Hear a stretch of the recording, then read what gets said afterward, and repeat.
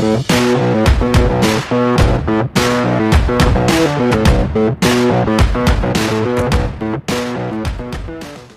saya dengan Ruby.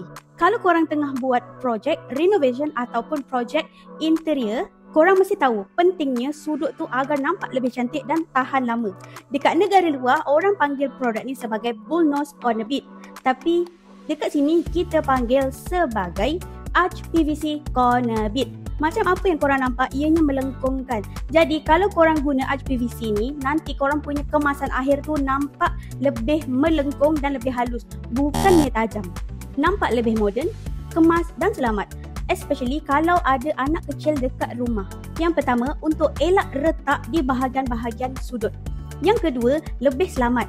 Lepas hasil pemasangan, semestinya lembut bila disentuh.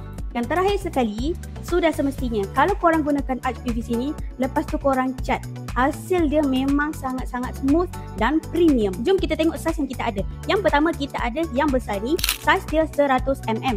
Yang kedua, dia agak melengkung sikit. Yang ini adalah 80mm.